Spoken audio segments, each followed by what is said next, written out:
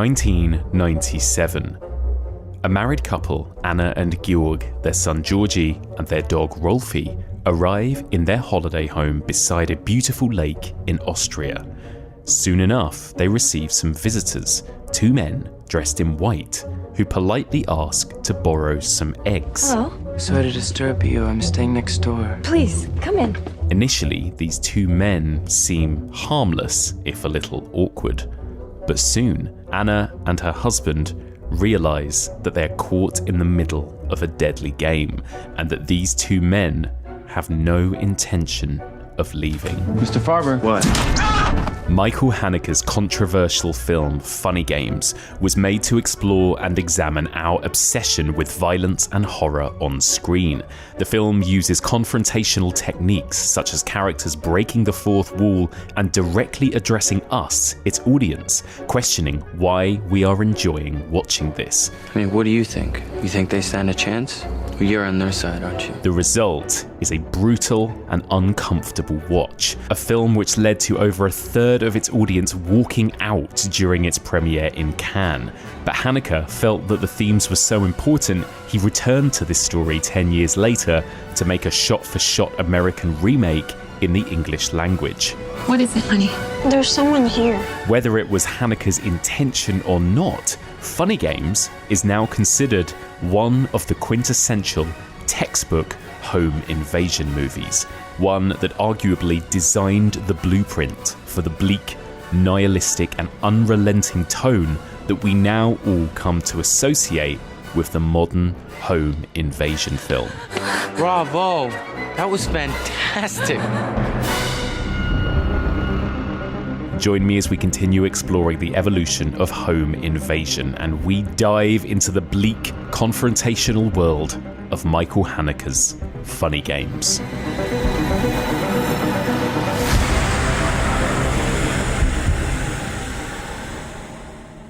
Welcome back to the evolution of horror. My name is Mike Munzer. As ever, I am your host. In this podcast, we explore and dissect the history and the evolution of the horror genre, one subgenre at a time. We are currently in the middle of our 9th season exploring the evolution of home invasion, and this is part 20. As the intro suggested, we are going to be talking about that controversial Michael Haneke classic, Funny Games from 1997. Now, the majority of this discussion will be focusing on the original. We will, however, spend the last 20 to 30 minutes talking also about the American remake from 2007. So I will say spoiler alert for both films. However, they are literally the same film. I mean, it's shot for shot the same. So if you've seen one, that's fine. If you've seen both of them, great. But we will be spoiling Funny Games in this discussion. So go and give at least one of these two movies a watch, if you can handle it, before you listen to our discussion. So joining me to discuss all things Funny Games, a longtime friend of this podcast. He is a writer, director, actor, and of course ghost story aficionado, although he also happens to be somewhat of an expert at these kind of torture movies of the 90s and 2000s. Let's see if he's home. Adam Robinson. Hello, Adam. Hello, Mike. How you doing? I'm good. Thanks for letting me pop over to borrow some eggs. Yeah, come on in. How many do you need? Yeah, well, quite a few. Some eggs are going to get broken, I think. How are you doing, Adam? How are things? How's keeping busy? Yeah, pretty good. I told you, obviously, off mic that I've recently received an Arts Council Developing Your Creative Practice Award. Yes. It's a grant which allows me to explore a slightly different area of work than I usually would. So I'm going to be spending the next sort of 6 months, as in and amongst everything else that I'm doing, exploring short fiction and developing and sort of honing my skills in the area of writing short, weird fiction. I'm so excited about it. It's going to be really... This is incredible. Congratulations. Yeah, what an amazing thing. I know how competitive that was to get that grant. That's absolutely amazing. Are you going to go stay in a little log cabin and isolate for a while and write something like, Paul Sheldon in Misery? That's how I picture it.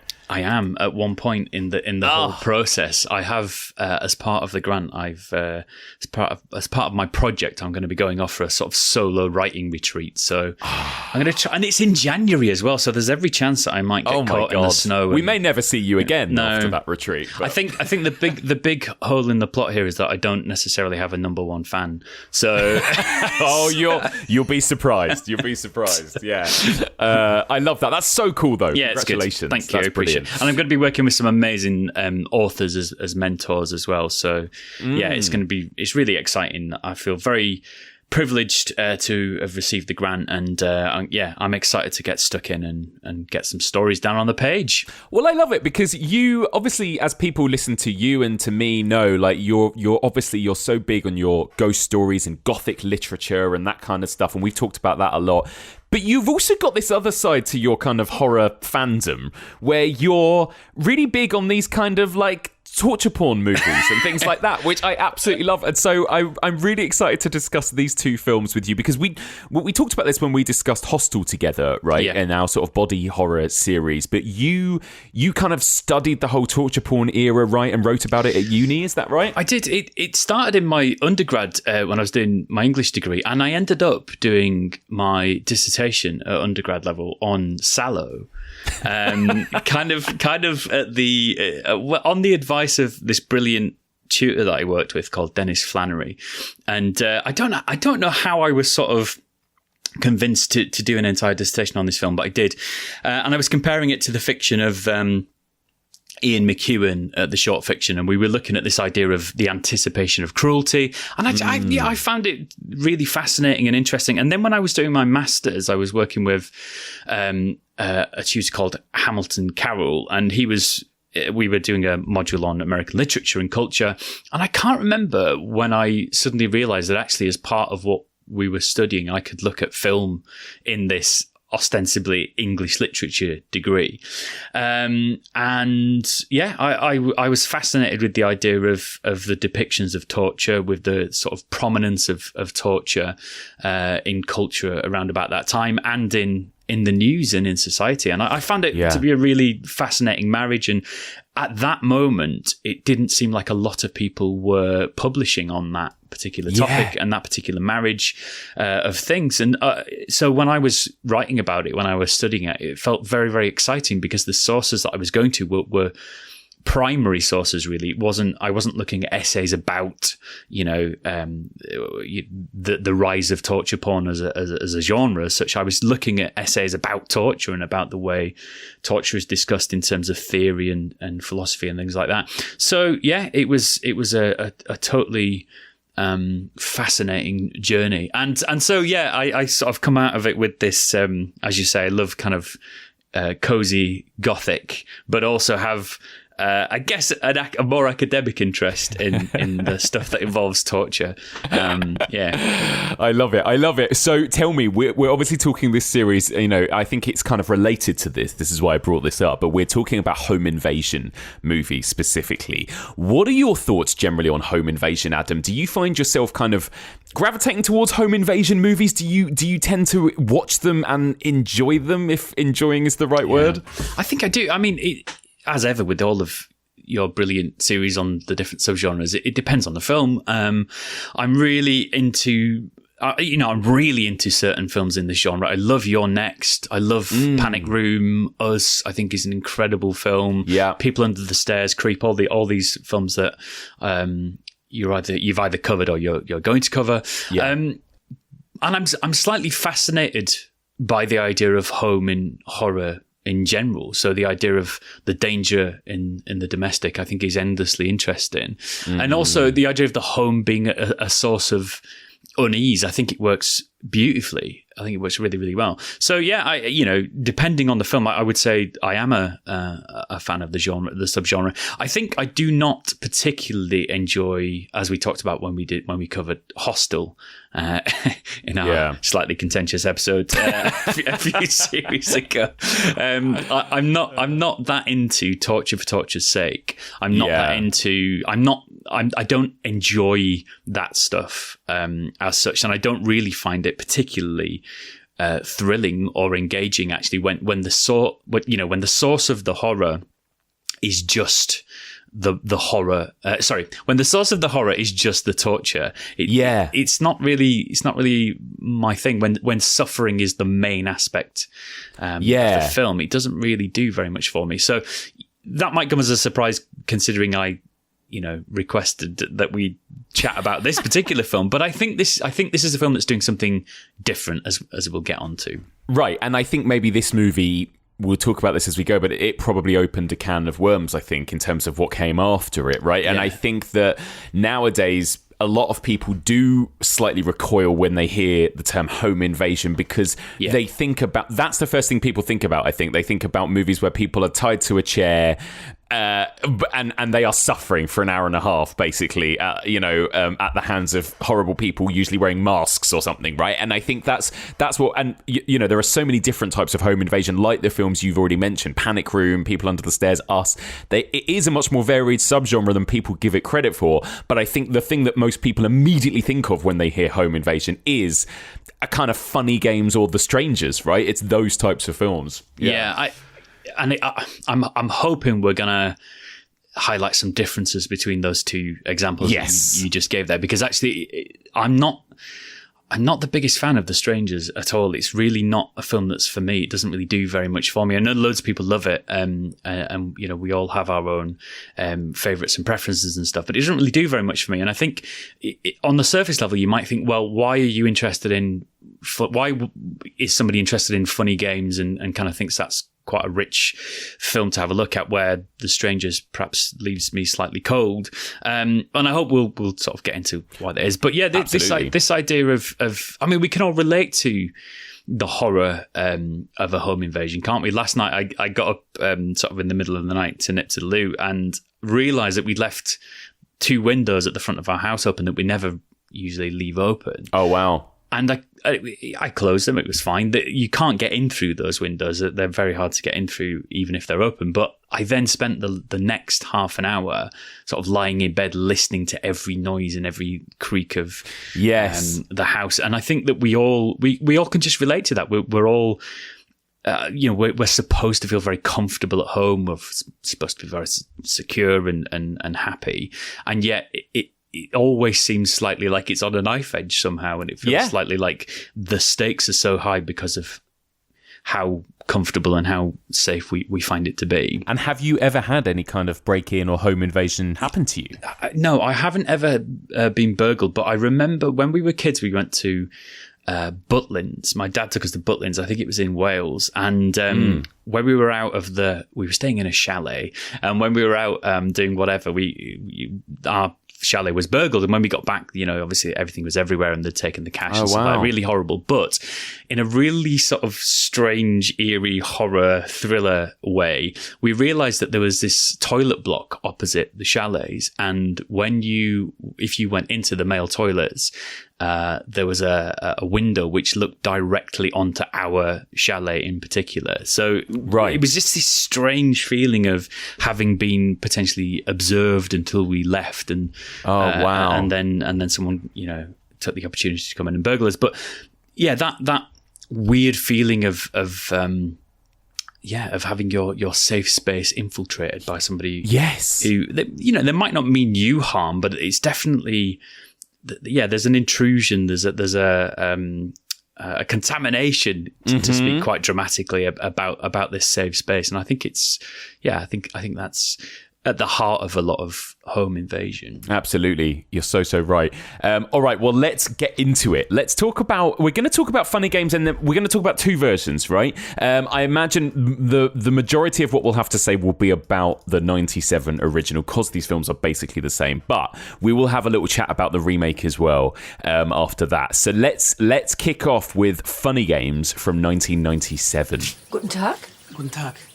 Bitte entschuldigen Sie die Störung. Ich komme von nebenan. Wir haben uns schon mal gesehen, als Sie mit dem Wagen am Tor stehen geblieben sind. Ach so, ja. Kommen Sie doch rein.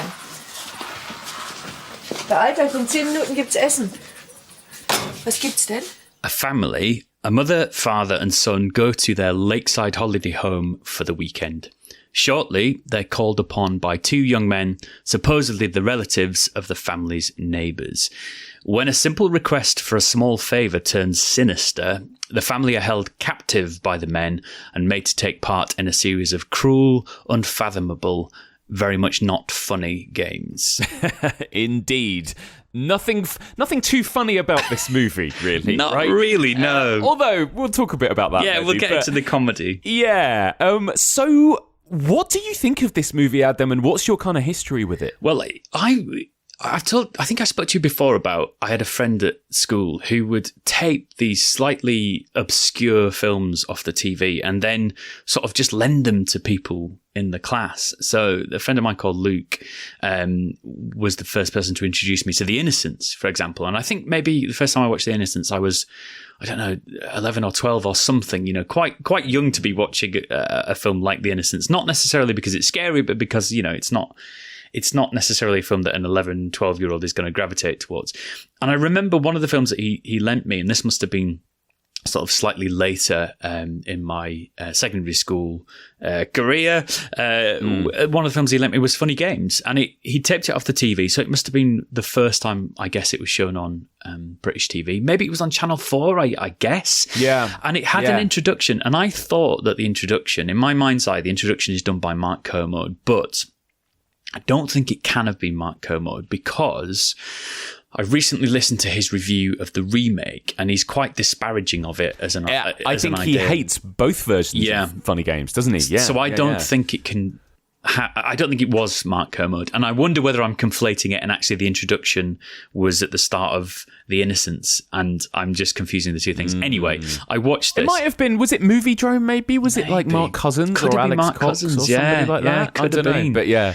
And I remember watching it and being totally enthralled by it and never seen anything like it. Never really, even at that point, I hadn't really encountered, I guess, many home invasion movies that were more pure in their essence. And so this was this totally bizarre experience because it wasn't riffing on something that I knew particularly well. It was just doing something really, really strange. But I'm very grateful that I saw it at that young age because I think it sort of opened up the possibilities of cinema for me. So yeah, I liked what it did. I liked this sort of subversive, self-reflexive thing that it did. I found it obviously really, really tough to watch. I think actually the times that I've rewatched it since then, which are mainly, I should say, for this podcast, I don't tend to pop it on for pleasure. I think I found it more tough now than I did then. I think I found it a slightly not easier watch, but a slightly less traumatic watch than perhaps an adult does. So that was the first time I saw it, and I don't think I ever saw it again. But then the remake happened in 2007, and I had just started seeing my partner, who I'm still with, sort of 15, 16 years later, and I took her to see the remake of Funny Games, remembering I know, remembering that it was this really interesting, tough, but you know, interesting and strange example of a sort of horror thriller. And she's still not speaking to me 15 years later. I was going to say, I was like, I know your partner. And I'm like, why on earth did you take her to see Funny Games, Adam? Yeah. That's incredible. The whole relationship has just been quiet looks of fury. But she still talks about it. And when she came in last week, when I was rewatching it in my study, the look on her face was just one of upset and terror and fear. So even seeing those two men in their sort of white clothing, she sort of recoiled. But and the weird thing was, watching the remake, it was a pretty uncanny experience. We'll get into that later on, obviously, but it is exactly the same. It's shot for shot. And I remembered so much about it. Yes. You know, from the expressions that Haneke had, you know, directed on the faces of the actors, to the, you know, the camera shots, to the plot points. And it was a very odd experience because I couldn't quite believe how loyal and faithful it was. Of course, that was the point of doing it. But it was strange how much I'd retained since watching it that very first time on that dodgy VHS copy. I think it's a film that gets under your skin, and it sort of stays there once it's there. It certainly does. Yeah, I first watched it at university, studying film, and again, it's very much a kind of film studies movie, right? Like it's, we were studying things like reflexivity in cinema, and had to watch quite a few Michael Haneke movies. We watched Funny Games, I think we watched Cache, Hidden, and I think Code Unknown as well. And I never watched Funny Games again until this week, literally. Wow. And I thought it was what a treat. Yeah, what a treat. I thought it was really impressive and horrible. It's a horrible experience, I think, generally watching it, but I know that is the designed effect. And I remember thinking it was horrible at uni, but interesting, and we talked a lot about it, and I wrote about it and stuff. And then I never felt the need to go back to it again. And I never saw the remake. I didn't bother with the remake. I heard that it was a shot-for-shot remake. And I think at the time in 2007, I just was like, well, I'm not going to bother paying money to go see that then. So I never bothered again until this week. I've just watched it for the first time in the last week. So yeah, I have. But like you said, it would have been 2006 probably. I was in my first year at uni when I watched Funny Games. So it's been about 17 years, and I remembered it so clearly, almost beat for beat. I could remember the images, I could remember the story beats, I could remember some of the dialogue. Like, it stuck with me that powerfully that I remembered it so clearly. Like you said, these images really stay with you, don't they? I think they do. It's like long exposure photography or something. The shots are very they're very long. Each scene takes a long time. It takes its time with absorbing what even the sort of mundanities of the house. So I think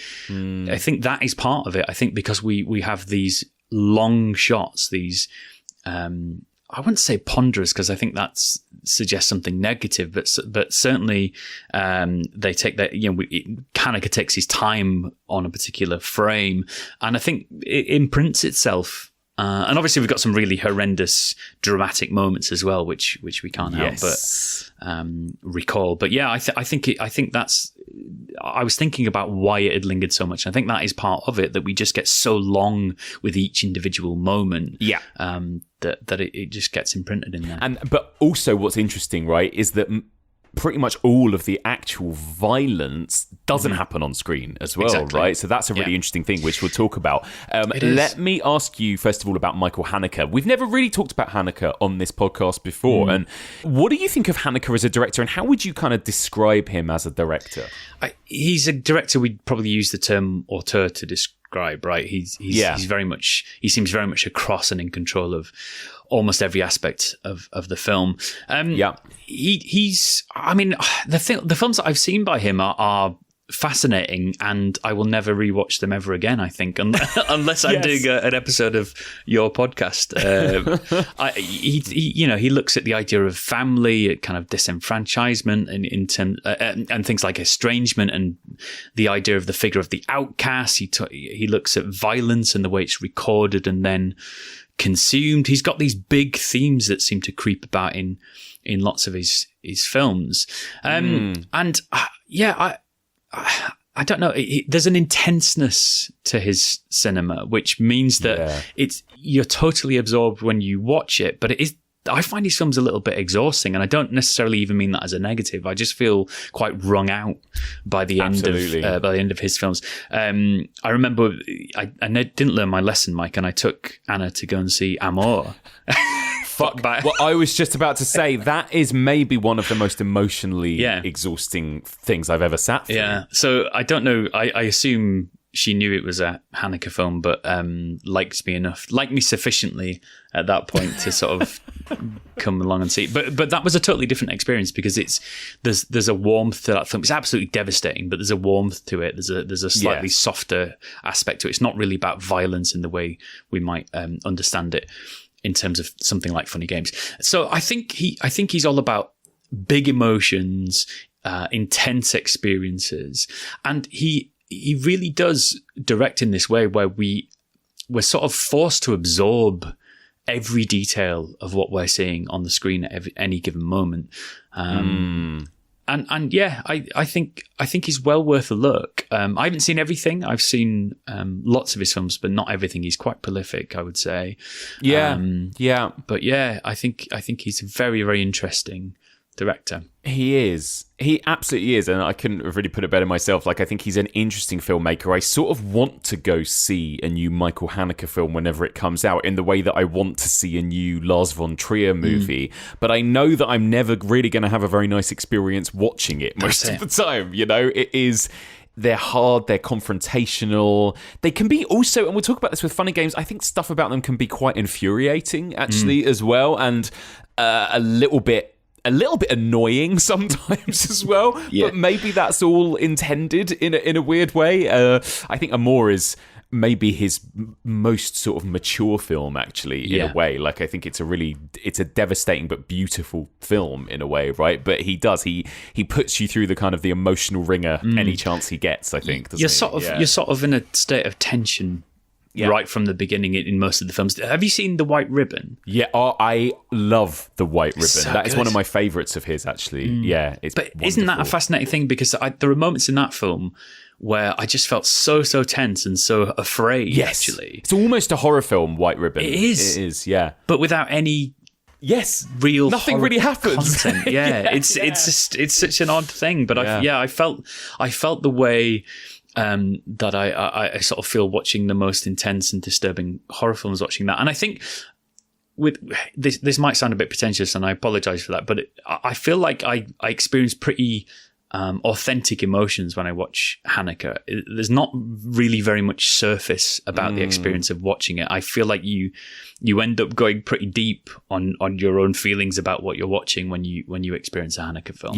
Yeah, completely agree with you. Completely agree. And I do love that he's, in the one hand, he is an auteur and he is very much like, this is a Michael Haneke film. But I think in other ways, he's quite a restrained director in some ways too, like long takes, big wide shots. He lets his actors act, right? He does. Apart from a few moments in this, he's not super showy with effects or music or whatever. Like, his films can be quite quiet. Like you said, you used the word ponderous. Like, it's almost that at times, right? But equally, there is this kind of underlying dread that comes with that, I think, isn't there? Yeah. Underlying dread is exactly the thing. Yeah. And actually, not even underlying in funny games. No, very much lying. Very much right there, lying on the surface is dread, yes. So, what do you think ultimately Michael Haneke is doing with this film? Is he setting out just to make a scary home invasion horror movie in the way that something like The Strangers is? Or is he sort of doing or saying something different with this movie? I think there's definitely something more going on. We know from interviews with Haneke that he wanted it to be something very much other than just another horror or another thriller.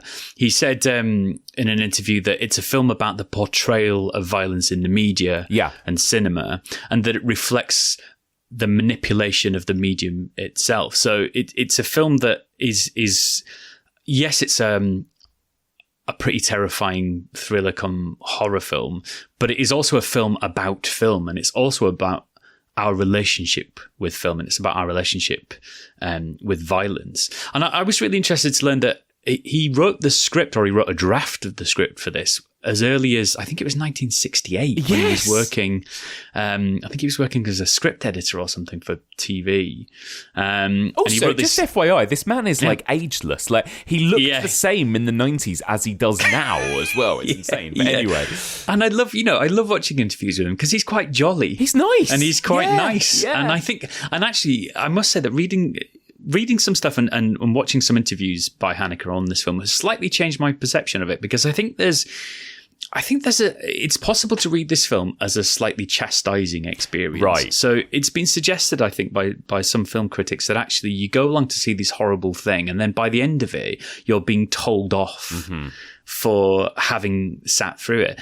I'm not entirely sure that I think that's right. I think there is a difference between somebody saying you shouldn't be doing that and them saying, why are you doing that? Yeah. And I think that perhaps that is what Haneke is intending for this film. It's not necessarily him saying, well, you shouldn't be enjoying violence. You shouldn't be, sitting through disgusting horror films. I don't get that vibe. What I get is him saying, why are you here? And by the end, he throws so many unfathomable so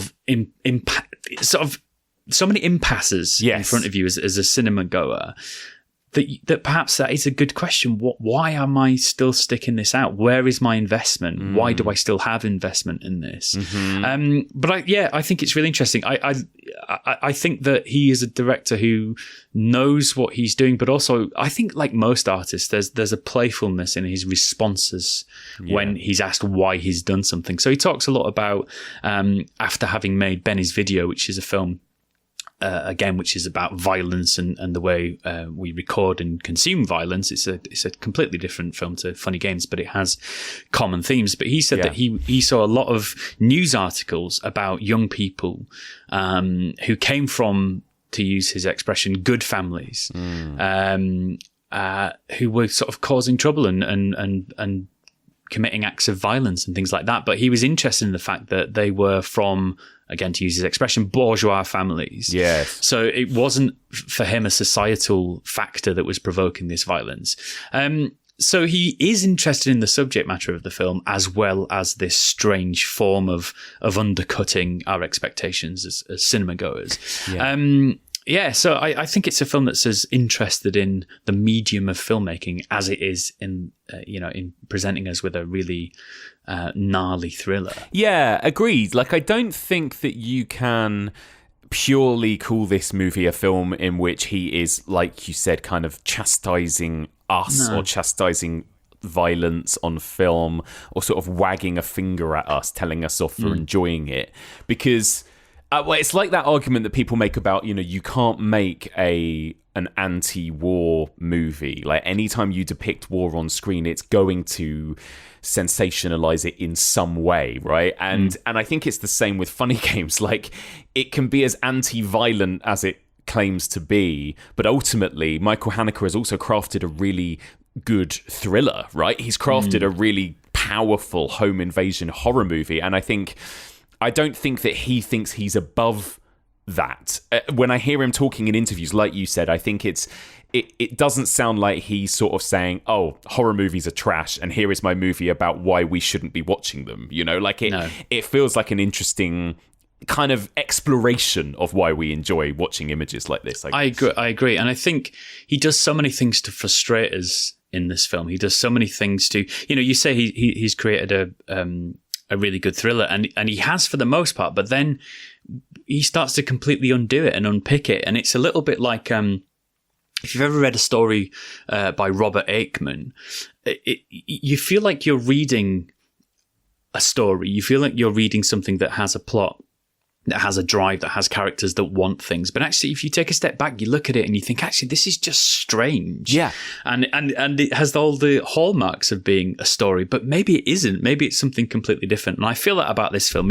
It has the structure of a thriller, more or less. But if you investigate and if you interrogate each individual component part, it's just bizarre, and it all falls to pieces.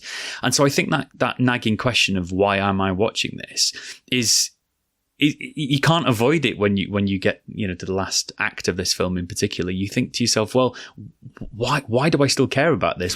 Why do I want to see this out? Is it just curiosity, or is it something else? I think Haneke used this phrase that it's, if people watch it to the end, it's because they needed to see it, or something like that, something along those lines. It's a film that they needed, which I quite like. People can walk out of it if they don't need this film, but if they need it, then they stick around. And I think that's such a curious, and again, it's a slightly slippery, directory thing to say, but I like it. Well, and of course, famously, there were a lot of walkouts in this film when it premiered at Cannes, right, and all that kind of thing. I think it's a really interesting thing, and I think it's interesting where this is placed, 1997, because there seems to be a kind of wave of this, of people reacting to some of the movies that were very cool and trendy in the 90s, right?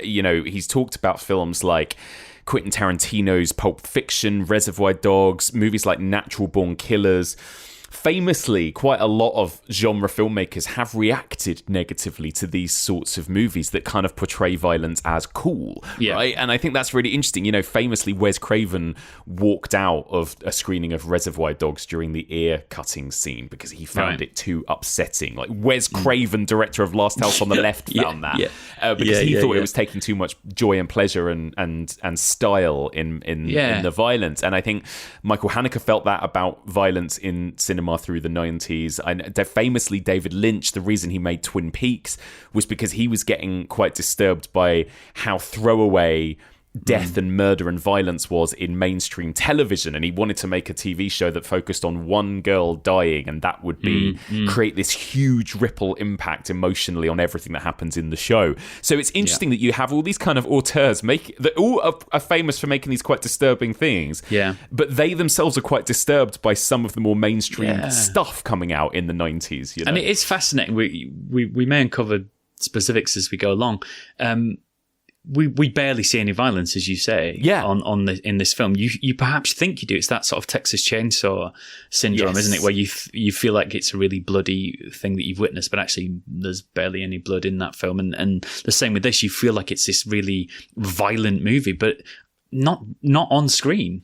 And I think that's what you were saying about making an anti-war film. You necessarily have to sensationalize war. I think maybe Haneke is almost getting away with it here. He's almost presenting us with something that's very, very disturbing and that is about violence without showing us and sensationalizing violence as an action. And certainly there's very little gore. I think there's a tiny bit of, actually there is quite a bit of blood at certain moments, but it's not, we don't tend to see it leave the body in a violent way, right? Apart from at the one cathartic moment when we really want to see violence take place. But again, we'll get into that as we get on. What do you think, FYI, of Michael Haneke's choice of music in this film? If we were to start in the opening sequence, right, when our family are playing kind of classical music to each other, and then that really famous, iconic smash cut to the title card, and that incredible music that is like an attack, right, that happens at that moment. That in itself does make me laugh. Like, that moment feels comedic to me, you know?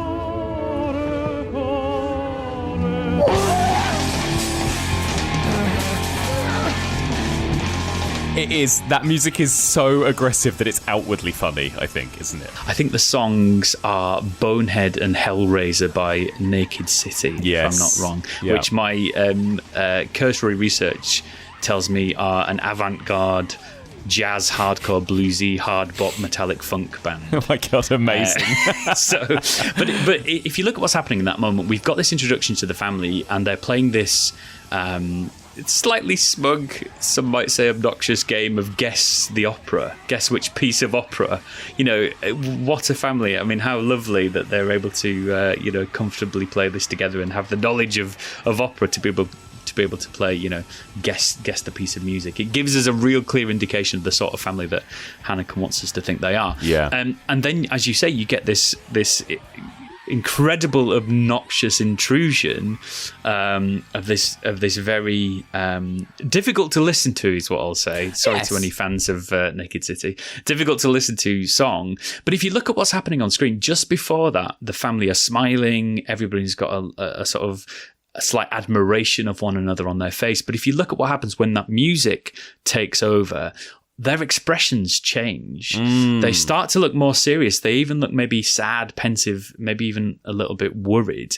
And it's details like that that really make me like this film as a piece of art, because that is deliberate. There's an intention behind that. I'm sure he had this idea in mind that at that point in that scene, they would cut to something slightly more unpleasant. So he's already playing around with this idea of us as viewers, of him as a filmmaker, and of them as characters, all interacting with one another, even in that really simple idea of just changing the music really violently. I love that. Yeah, you're absolutely right. And it really sets its tone, I think, from the beginning, doesn't it? And what do we think of the family itself then, right? Like the way that these characters are portrayed, the performances, they are kind of our protagonists, I guess, who we spend the whole film with. But what do you think of them? Well, I mean, I think that if we go by what Haneke suggests about this film, they're all archetypes. Right. So we're not even dealing with fully fleshed characters at all. So, and you can kind of see that because you've got, a mum, a dad, and a little boy. And it's this almost fairy tale, this fairy tale character. Yes, a dog as well. And a dog, of course. Yeah, let's not forget Rolfie. Poor Rolfie. Poor R.I.P. Rolfie.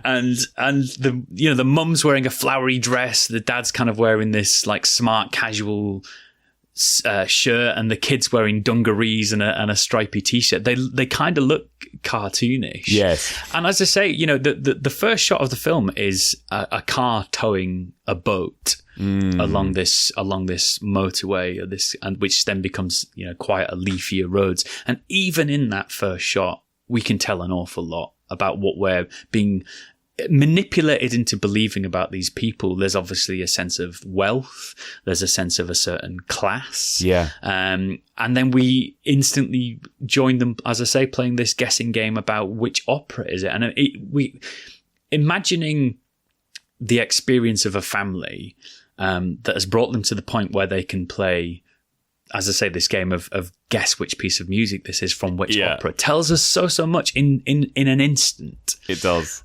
So yeah, we're being led by the hand. We're being manipulated into having a certain opinion of these people. We don't get the impression that they're anything other than pleasant. They seem nice. Right. They don't seem outside of what we might think of their love of opera and owning a boat, owning a yacht.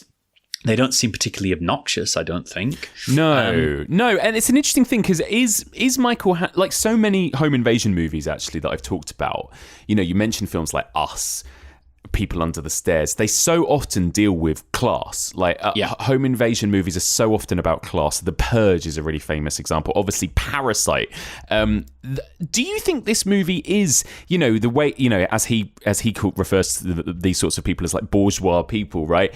Do you think he is kind of commenting on class in this movie in some way? If he is, I don't think it's in the obvious way that we might see in things like The Purge. Not to be disparaging about The Purge or anything like that, but I think that we get a moment later on in the film where one of our two antagonists, Paul, is explaining why Peter, his counterpart, is the way he is this violent person. And he tells us this story of, being in a poor family with, and there's kind of depravity and things like that as part of this backstory. And he comes from a particularly deprived setup. And then instantly he says, no, of course that's not true. He's a spoilt brat. Look at him. He's obviously from luxury and wealth. And even the way where these characters are presented to us, they're effectively wearing tennis whites. Yes. They're wearing this pretty presentable leisure wear, I guess, and their hair's neat and they're eloquent. And then later they talk about having university degrees and one of them studying medicine. I mean, all of this, of course, is up for grabs, and all of this is part of the illusion. And all of this is we mustn't attach too much meaning to any of this.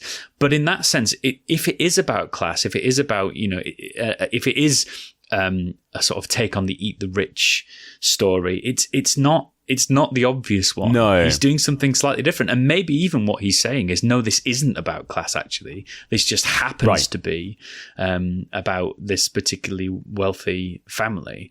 That said, I don't get a sense that these two boys are going visiting working class people or people who are poorer than this family. True. We don't get that information, so we can't make that assumption, I suppose. But yeah, that's true. It all like that.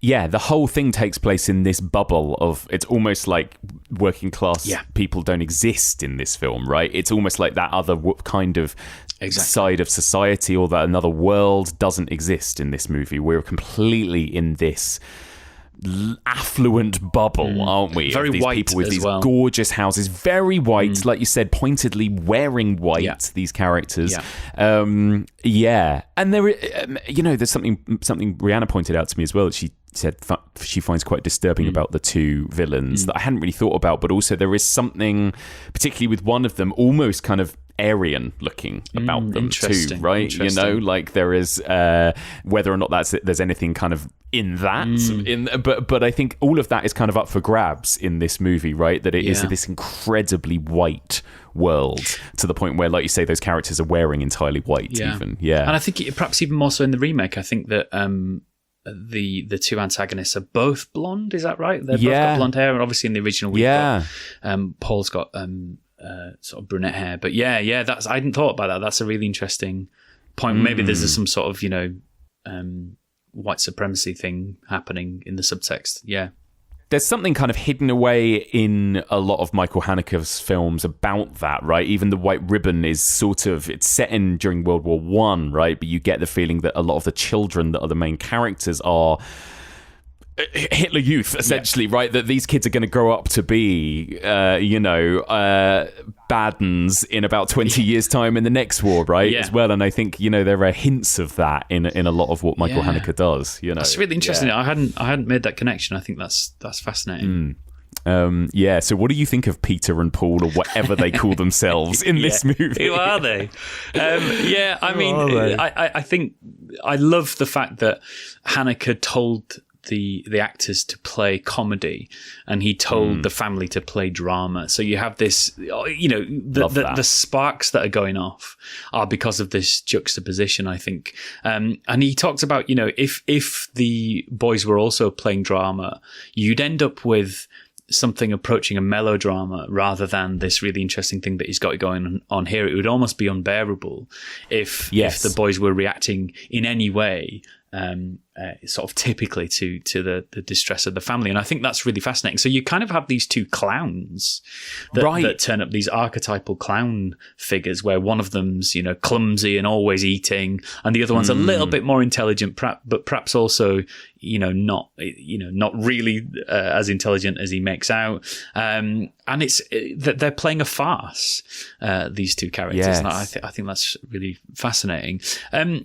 There is something interesting in the names, isn't there? So they call each other Peter and Paul primarily, which are, of course, two Christian saints. They call each other Tom and Jerry, who are obviously two, cartoon agents of chaos and violence. And then you've got Beavis and Butthead, who are these apathetic stoner kids. There are moments in the film where you get odd lines where Peter will say something like, "Tom, tell him your name."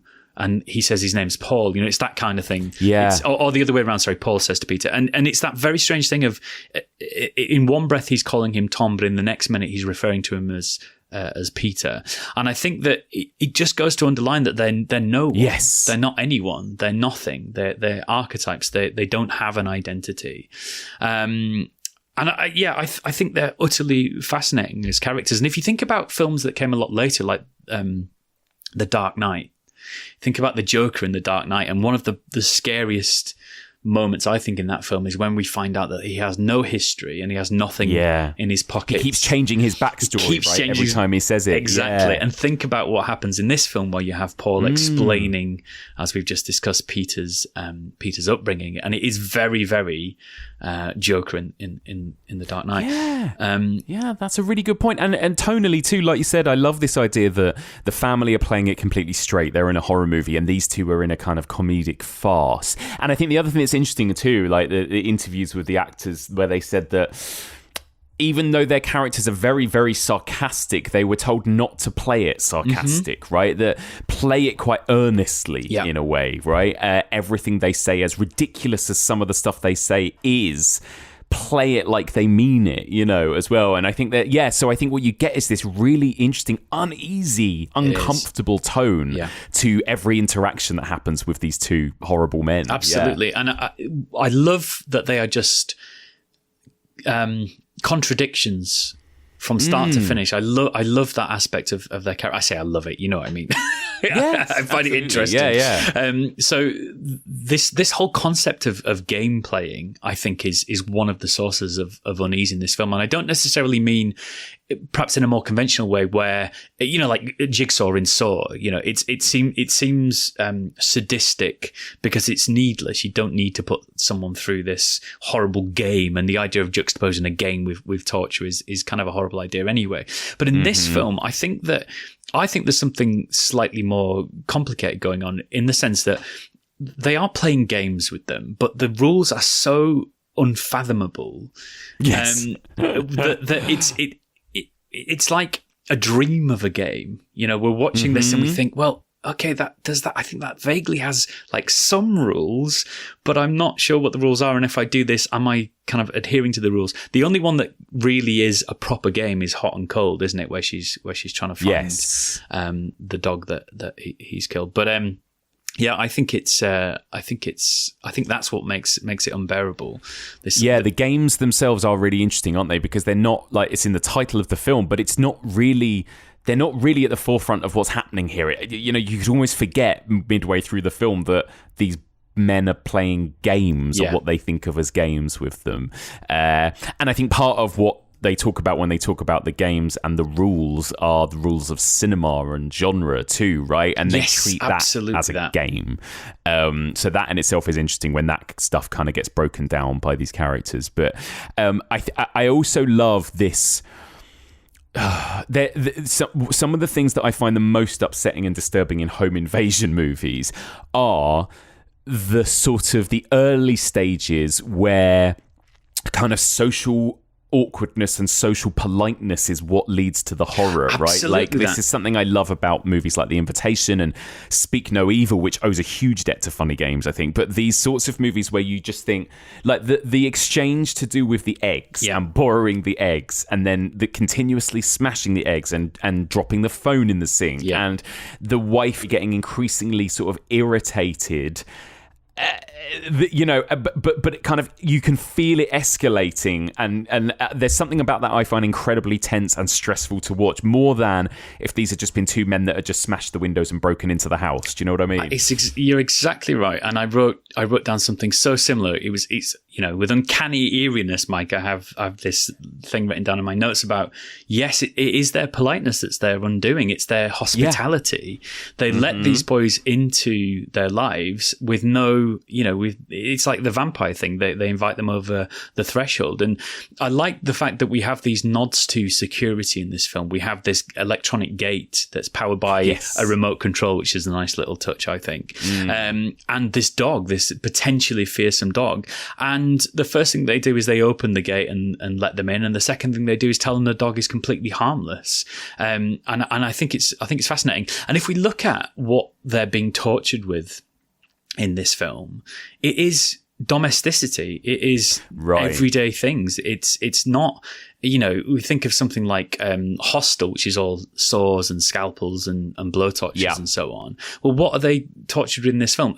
Eggs, golf clubs, a pillowcase, and sort of their love for one another are the things that they use to torture them. And I suppose that one of the things I find most fascinating about this is this inversion of home and hospitality, because, as we said earlier, the home is supposed to be this place of order, everything sort of in its right place. We all have our own rituals, our own routines, and so on. But if that's disrupted even slightly, or if we have a force on that which sort of inverts what we consider to be normal in the home, we suddenly hit with a massive hit of the uncanny, right? We sort of feel this sense of the uncanny. And weirdly, I was thinking about something as I was watching this, which is slightly out there as an example, but I'll give it anyway, which is, have you seen that episode of Peep Show where Mark goes to Sophie's house and meets her family, and they sing this happy birthday song where Sophie is wearing like a wimple and walking down the stairs, and it's this really normal thing that they do every year, it seems, but Mark and Jeremy are sort of looking at each other going, I don't know, what the hell. And I think that's a really good example of like unhomely uncanny in the sense that, like, to them it's totally normal, but to an outsider, because there's this sort of weird shift as to what's normal, it becomes a really uncanny experience both for them and for us. Yes, exactly that. And there's something about it where I feel, this is where I'm like, yes, this is what would happen to me too. Yeah. I would be too polite. Yeah. I wouldn't get rid of them fast enough. Like every beat that happened, I'm like, that's probably what I would do too. And that is just, it makes it all the more nightmarish. It really does, regard, doesn't it? And I revisited a book that I read when I was doing my dissertation called "The Body in Pain" by Elaine Scarry, and in that she talks. It's this incredibly beautifully written book about a horrible subject. It's about torture, basically, and war. And in that, when I was thinking about the ways that our characters in funny games are tortured, I was reminded of this passage in this book where Len Scarry talks about the implements of torture in throughout history in certain situations, and she talks about things like refrigerators, filing cabinets, drinks bottles, chairs being used. And there's this quote here. I'll just read this. So Len Scarry says, "The room, both in its structure and its content, is converted into a weapon.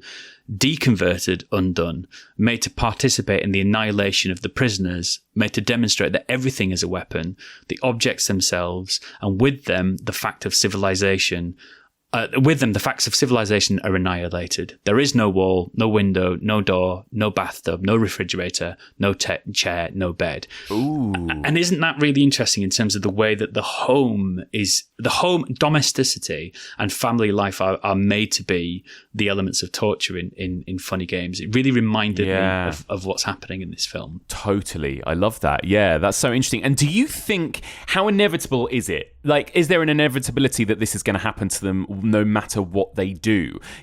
Or could it have been avoided if they'd given them their eggs and the husband hadn't slapped the guy? Yeah. Could it have been avoided, do you think? No, I mean, unfortunately not. In Haneke's terms, of course not. No, it's absolutely inevitable because the film is there to manipulate us. But even if we go along with even if we invest in the story and the narrative, I think the rules would have changed. I think that the boys are there to do their thing, and whatever happens, they'll just change the rules slightly. So giving them and the other thing is, she does give him the eggs. Yeah. She gives the eggs twice and he drops them twice. Yeah. And so, it's so awkward. It's so awkward. It's really good, isn't it? It's a really... The disintegration of that polite scene is, I think, absolutely masterful. It is. In terms of a bit of directing and performance, it is this very sweet, it seeming young man who is obviously a bit clumsy and a bit hapless and not very good socially, and then it just becomes really, really intense and unpleasant. And it is that brilliant tactic of showing us what happens when people deliberately outstay their welcome, when they deliberately infringe upon our hospitality, Yeah, it's very intimidating, isn't it? It's just a very intimidating scene to watch. And then, of course, that's when the brutality and the horror and the torture kind of starts. Yeah. We've touched upon this already, but how do you find it, the treatment, the portrayal of the violence, right? So from that first hit with the golf club in the leg to everything that happens following that, and, in the next kind of section of the movie, the kind of torture and violence that occurs. I think the first bit of violence we technically see is the dad, Georg, hitting Paul. Yeah. Right? He slaps him in the face, and that is, I think we see that more or less on screen. But the shot, I think it's very deliberate that shot obscures the slap quite a bit, actually. So we don't even see that moment of violence very clearly. I think it's directed in a way that is supposed to feel like we've seen more than we have. Yeah. It feels like very real pain and very real violence. His reaction to having his leg hit so hard that it's either broken the skin or caused, compound fracture or something. Mm-hmm. His reaction to it for the rest of the film, I think he's so authentic. He's so broken and so aware of his own frailty after that point, right? He doesn't make any attempts really to fight back from that point. And I don't think we're invited to think it's a part of his character to not fight back, but physically he's completely incapacitated. He knows that it's pointless. So I think the violence is handled in such a way that it's all the more disturbing because of how real it seems, I guess. Yes, even agreed. that bit where Paul slaps the kid on the head, it's not very hard, and it's not sort of, you know, in a way to hurt him. It's to chastise him and to make him do what he's told. Yeah. But it felt really, it felt like watching, you know, a horrible bully older brother hit their their kid brother. And even things like that, I think he's done in such a way that you sort of go, ooh, that I sort of felt that. You really feel it. I think that's it. It's a movie that is just as much about pain than it is about the violence that we see or don't see, right? Like the performances are so good throughout this that you really, really feel that pain that Georg is going through when he gets hit in the leg, right? All the way throughout, and just how when they try basically incapacitated he is for the rest of the film because of that one whack on the leg, you know? When she tries to move him at key moments, the acting is absolutely astonishing. I really think that it's Ulrich Moore, is that how we pronounce his name? Yeah. He's absolutely astonishing in this film, as is incredible. Suzanne Lothar. I think they're both utterly astonishing. I learned that they both died. I know. As did Frank Gehring, who plays Peter. They're all dead, which is really, really awful. Really sad, isn't it? 3 out of our 4 or 5 main characters in this whole film are no longer with us. And they actually got married as well. Yes. The actors, they were married in real life as well. So strange, right? But they are phenomenal together in this utterly film. Phenomenal. Yeah. And Ulrich Moore plays the dad in Benny's Video. Mm-hmm. And if I'm not wrong, I think the dad and mum in Benny's Video are called Anna and Georg. So he's settled on some names for parents, and he's going with them. I think is Haneke. He's such a brilliant actor. He was in a very famous Oscar-winning film called The Lives of Others. Yes. Ulrich Moore.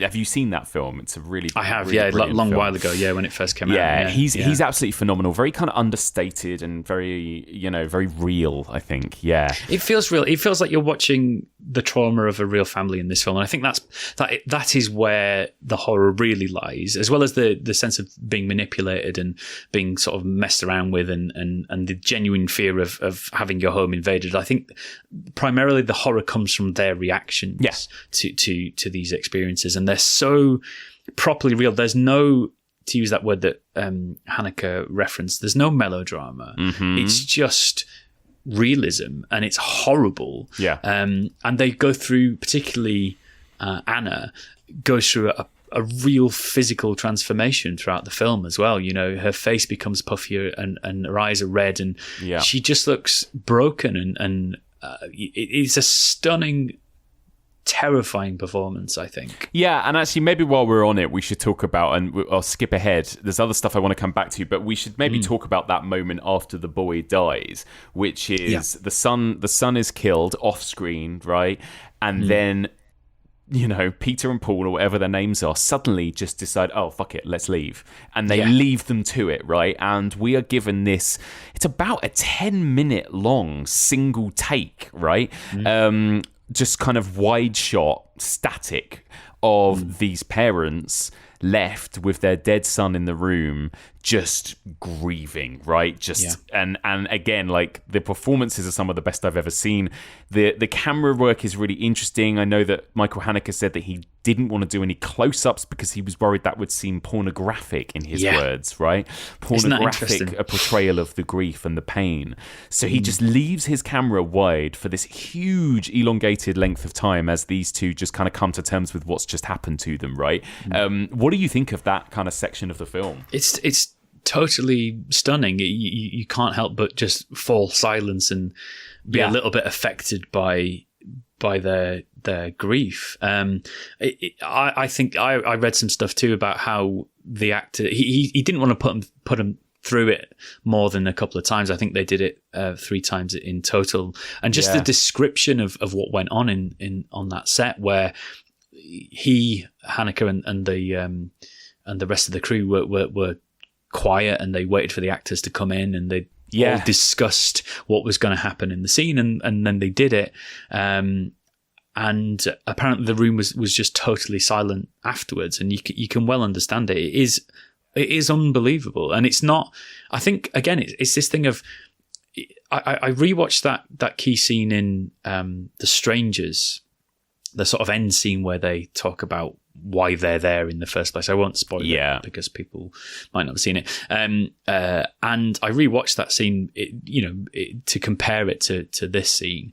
And obviously we're dealing with totally different films here, so it's not really a fair comparison, but there is no melodrama in these performances whatsoever. It is just trauma, pure and raw, and we're witnessing the aftermath of this terrible, life-changing, traumatic event. It seems, and so it does come back to that question: why am I watching this?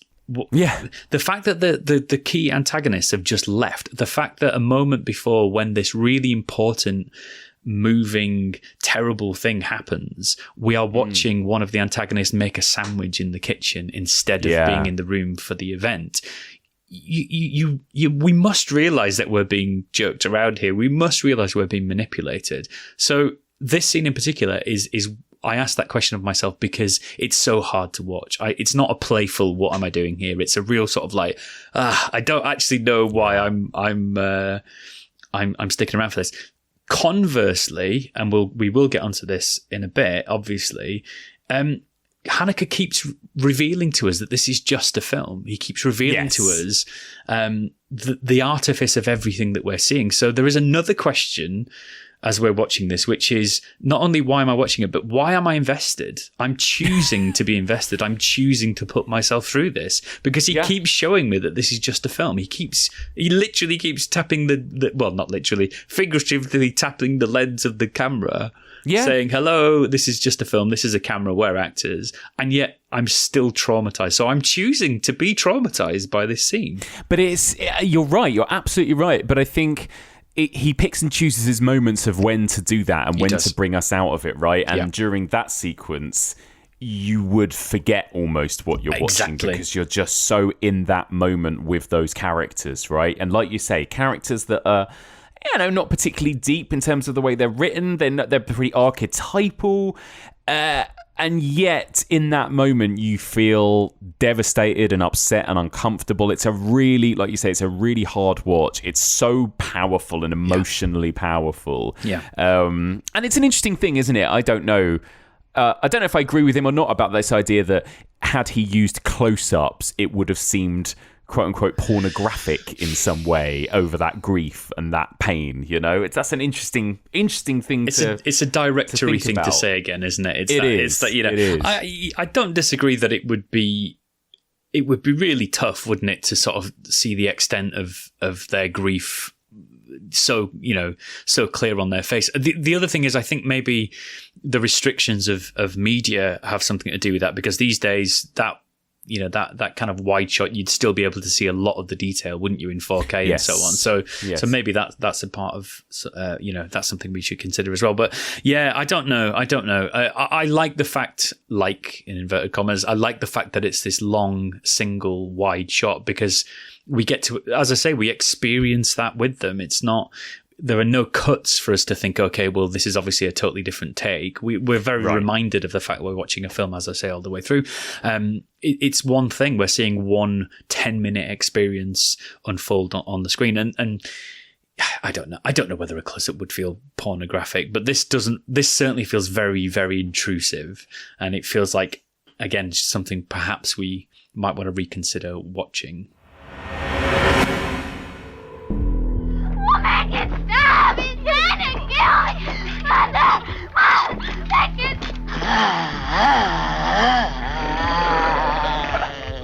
All right, let's see what keep away!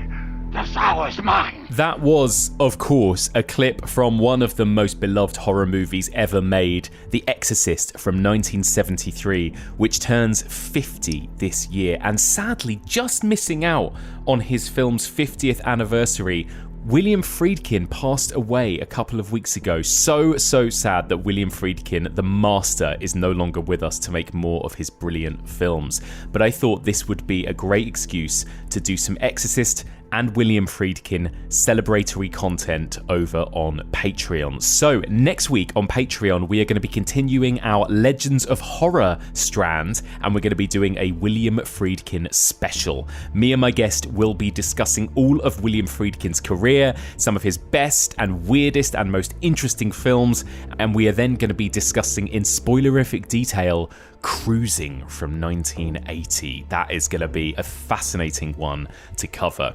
But that's not all, because of course there is some other stuff coming up in October. You may have noticed that Blumhouse have made a new Exorcist film, The Exorcist Believer, directed by David Gordon Green.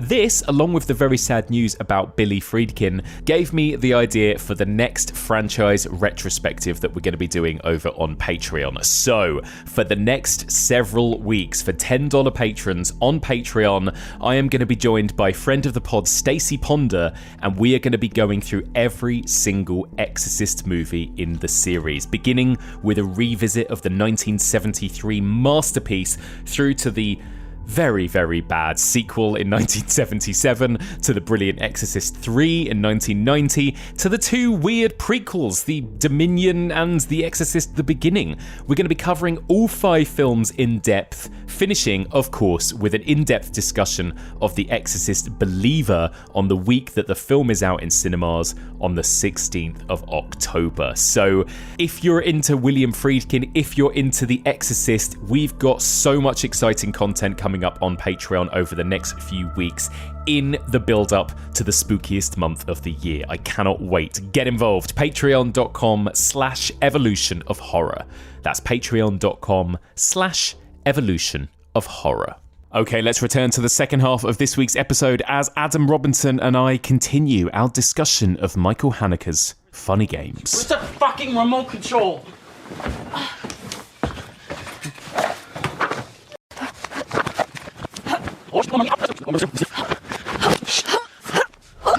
Let's talk about these moments of reflexivity, I guess you'd call it then. These moments of Haneke literally kind of, as you've called it, kind of tapping on the lens and reminding us we're watching a film, right? The first glimpse of this is, in the first act when the dog has been killed and he's playing hot or cold, right? With Suzanne and with Anna, and there is this famous iconic moment where one of the guys turns towards the camera and literally winks at the camera, right? Yeah. And then we get more stuff like that throughout. He will kind of. It's only his character, right, who will turn to the camera and talk directly to us, make us question to us why we're watching it, and what we want out of this experience. There's a kind of ridiculous moment towards the end when he will rewind the footage. What do you think of that and the way in which these kind of these things are deployed throughout the movie? These things, I think, set the film apart from any other home invasion film in that sense. This sort of postmodern meta thing that's going on. I think it's interesting the way he talks about this wink in some interviews, and he says that part of the impact of the wink is, did that just happen? If you were looking away from the screen for a second, you would miss that wink, which I think is really important. There's no sound to accompany it. There's there's nothing that heralds it at all, apart from the fact that it's just happened. The other question, and also I remember thinking this when I first watched it. He can't have been winking at us. Is his mate behind where the camera is placed? Like, is he winking to him? Because you're like, surely he didn't just do that, right? No, exactly. And it's something that you would more find in a way lighter film or a spoof or something like that. I think Haneke references Albert Finney as Tom Jones. Yes. And there's a scene where apparently he looks at the camera and says something along the lines of, I hope they don't catch me, these people who were chasing him. Right. And he says that it's always sort of in the back of his mind as he was making Funny Games. But there's this suggestion of complicity, isn't there? There's this suggestion that if he's winking at us, and later on when he turns to us and asks us if we're on the side of the family or not, there's a complicity that is suggested by Haneke to be in every film that we watch where there's a charismatic villain of any sort. So I think Jigsaw from Saw is a really good example of this. He's very, very charismatic, and we really, all the sequels where he he's no longer alive. Spoiler alert, sorry folks. I miss him when I watch those films. You know, you really miss him because he's charismatic, but he's awful. Yeah. Like in real terms, he's doing these terrible, terrible things. And I think that's part of Haneke's point here, is that if we are watching these films and kind of enjoying this violence, we are in some ways complicit. And what that wink does is it breaks that fourth wall. Of course, it turns things round on us. We once did a stage show where I flash a torch across the audience, and it's at a moment where something kind of supernatural is happening on stage, and we use it as a distraction technique. But my friend Jenny once said to me when she came to see the show, she said it's really awful, that moment, not just because, you know, it's a scary moment and the sort of situation's really intense and there's lots of atmospheric sounds and whatever, but because when that torch beam lands on you as an audience member, the focus is on you. That's what you feel like. You feel like the fourth wall has been broken, but more than that, I am now the focus of the show and everyone's going to be looking at me because I'm illuminated. And that's sort of what this wink does, right?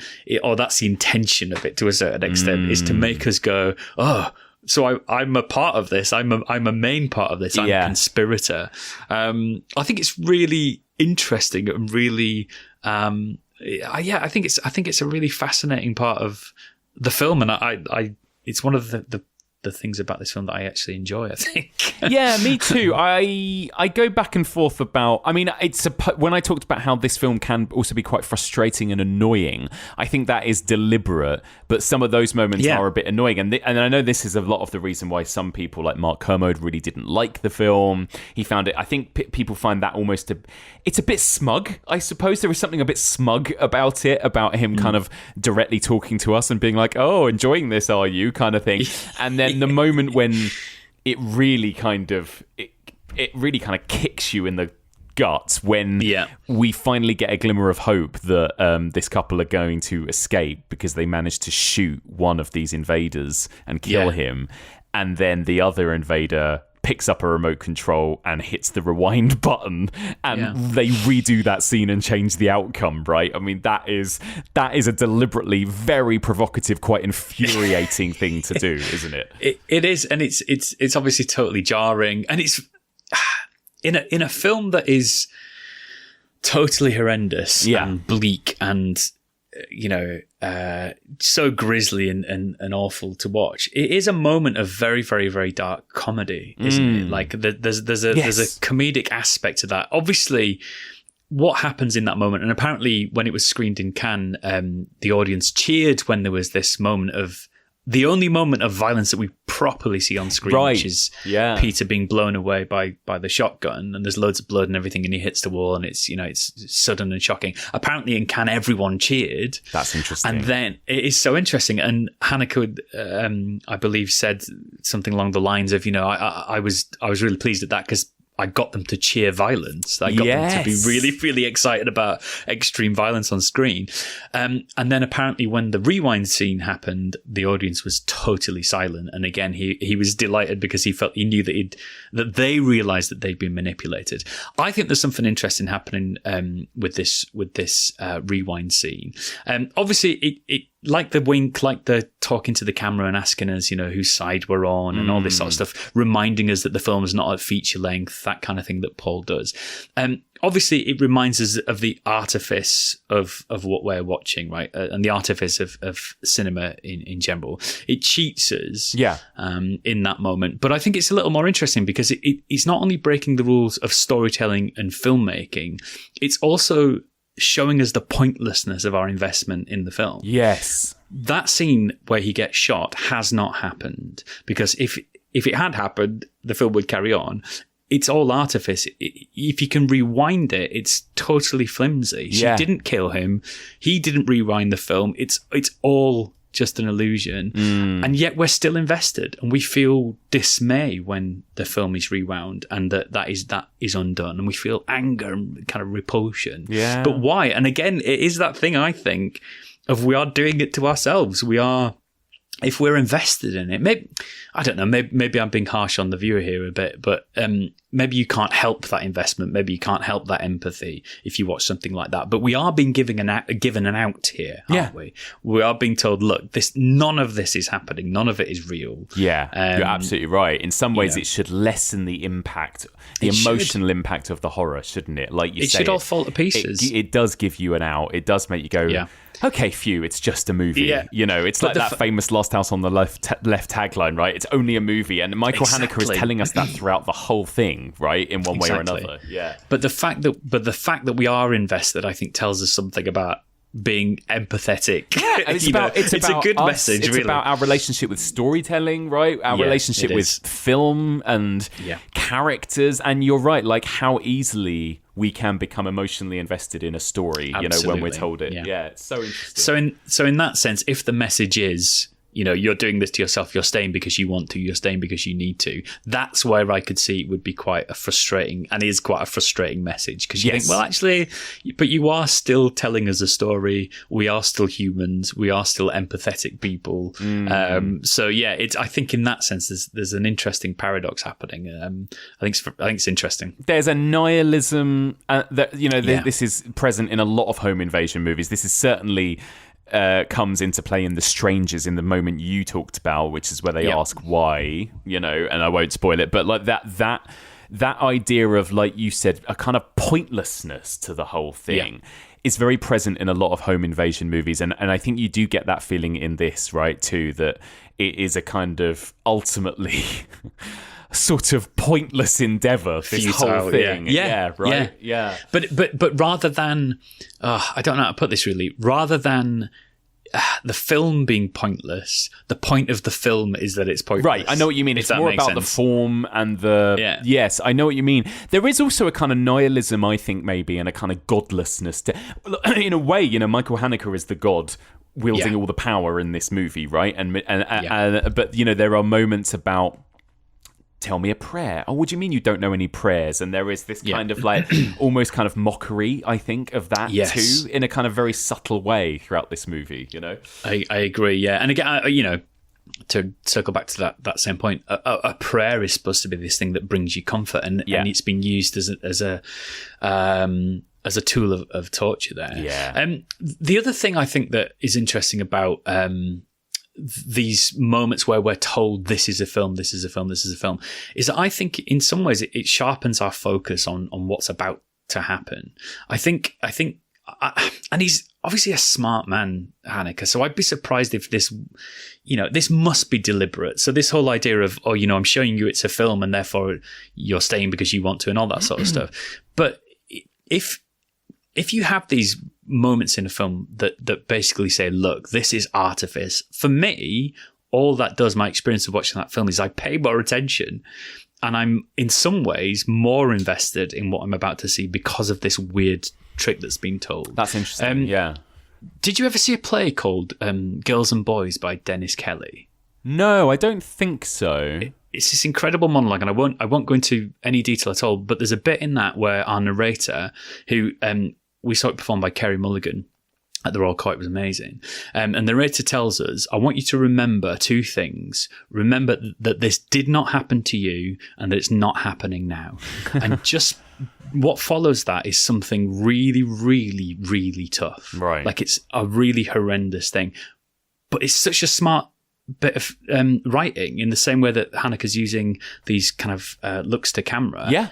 It does the opposite. Yeah. It doesn't soften anything. It's an attempt to maybe soften what's coming, but actually it doesn't. It sharpens it somehow, and it makes us more attentive and more receptive in some ways. Yeah, it's so interesting, isn't it? I find that kind of thing fascinating, in the way in which we kind of process these kinds of stories, and you know, it's the case in everything we watch, though, too, right? Like, you know that every movie you watch is fake, and you know, sitting down to watch basically anything, unless you're watching some sort of weird snuff movie, that what you're watching was made with actors, often recognisable actors that you've seen play other roles, by directors who you know have told you other stories, and yet there is still that suspension of disbelief. And you're right, I think even in this movie, when he's telling us it, I still find myself invested. I still desperately want that little boy to get away when he escapes. That brilliant set piece when he escapes to the other house and everything as well. And I always want the outcome to be slightly different than it is, you know? And maybe something else is happening where if that in our minds, you know, well, I saw this once before and she rewound it and he rewound it and it was different. Maybe this time I watch it, there's the possibility that something else might happen. So maybe it does that too. Yeah. So you can imagine some sort of clever Netflix Charlie Brooker way in which you could do that maybe and choose your own adventure, you know? I'm certainly not. I'm certainly not convinced by this idea that we're putting ourselves through this. Like I'm not, you know, I'm making this point on the podcast, but I'm not convinced by it myself. It's so interesting, isn't it? I think there's a lot. Yeah, I think it's far more complex than that. And ultimately, of course, let's just talk about the ending. I mean, everyone dies. The guys move on to the next house and ask to borrow some eggs, and it's like, here we go again, basically, right? It's just these guys are just like working their way through each and every house in this neighborhood, essentially, right? And again, there's that kind of like little smile to the camera, and it's over, right? It's again, I find myself, I laugh out loud when that final shot happens and we cut to the credits and that extreme music kicks off again. Like, it feels like a punchline to me or something, you know? It really does. And you have slightly earlier than that when they're in the boat and there's the knife that's been dropped and we've had a lingering shot on the knife that's been dropped in the boat earlier on and Anna finds the knife and you think, oh great, this is, you know, there's one last chance here, even though we've been reminded, you know, time and time again that it's utterly futile, that definitely these boys are going to win. And then they just unceremoniously plop her into the water, right? They just push her in. And it's very unshowy, and it's not... obviously, the acting itself is violent because we expect, obviously, that she's going to drown, but there's no aggression in the action. It's very, very casual and almost disappointing, right? We don't get these climaxes that we come to horror and thriller movies to see. You're so right about that. In funny games. It is kind of weirdly disappointing, which in itself is a weird, quite disturbing way to think about that moment, isn't it? Yeah. And it's not, they're not even up to time, they say. They say we've got an hour left, and they just push her in. And she doesn't get a final line. She doesn't get a final response, which she would in many other like mainstream horror movies. She'd get a chance to say something, or there'd be a moment where she begged for her life or something, which in itself is gratuitous and kind of horrible that we'd enjoy that. Yeah. I think is part of the point of the film. But they just push her in unceremoniously. Isn't it interesting? The whole thing is just so fascinating to think about. And it reminded me of something else, like going back to what you were saying earlier about kind of going to see that play and them kind of laying out to you that it's what you're about to see didn't happen or whatever. Like, I had to do that when I did on Patreon. I did a little mini season on kind of quote unquote extreme cinema with Zoe and Brad, and we covered a Serbian film, and that's a movie that a lot of people do find very troubling and upsetting and triggering, and I knew people felt that way about it. And so I literally did say in the intro as like a disclaimer, I was like, we are going to talk about this movie. I do just want to emphasize, this is just a film. It's props, it's actors, it's a script. None of it is real. Like, it was made by filmmakers, right, and storytellers, and people commented and they were like, I was really grateful that you said that before you got into the conversation, right? It's so interesting, that, isn't it? Like, sometimes we need that reassurance as well. It's so interesting. And I haven't seen a Serbian film. I haven't seen any of the human centipedes. It's really not for me. I'm not critical of people who do, like, that are into that. That's absolutely, you know, everyone has their own taste and stuff like that. That's cool. It's just very much not for me. And yet you took your partner to see Funny Games at the cinema. I mean, I hope that what I've shown in this discussion is a slightly different thing. And also, just to reiterate, it's not as if I'd sit down and watch Funny Games for pleasure. I think it's so fascinating to study. So if the opportunity came along to study or write a paper on a Serbian film, I'm sure I'd absolutely dive in and find plenty to go at. Yeah. But I don't take any pleasure in them, really. Although, I don't know, when I rewatched these films, I think the thing I was enjoying was how much I was finding in the film. Yeah. It's that sort of slightly self-congratulatory thing of watching a film and going, I think I might understand some of this. I think that's the thing about it, right? If I was to be this is quite a sniffy thing to say, but there is something a little bit A-level film studies about this film, I suppose, right? Isn't there? Like, it's a brilliant kind of example. It's a brilliant case study of a movie when you do want to sit and talk about all of the things we've been talking about, these kind of really interesting, meaty topics about voyeurism and violence and all this other stuff. It is really great. And as we've both said, it's not necessarily a movie other than that you would pop on just to watch, I suppose, right? It's not my guilty pleasure film. It's not my... it's my Sunday afternoon relaxing, Exactly that. So, but we're going to talk briefly about the remake in a minute, but I sort of want to talk about the gap in between these two, this 10-year period that came out afterwards. Now, the movie we've talked about, it had kind of mixed responses from critics and audiences, right? Some people hated it, some people booed it, some people walked out at Cannes, other people loved it and praised it, of course. But I think what's interesting is kind of what follows. And I don't know how much, we've talked about at the beginning of this discussion, the kind of the wave of sort of quote unquote torture porn movies that came through the sort of late 90s into the 2000s, everything from New French Extremity to the kind of stuff we were getting in the US.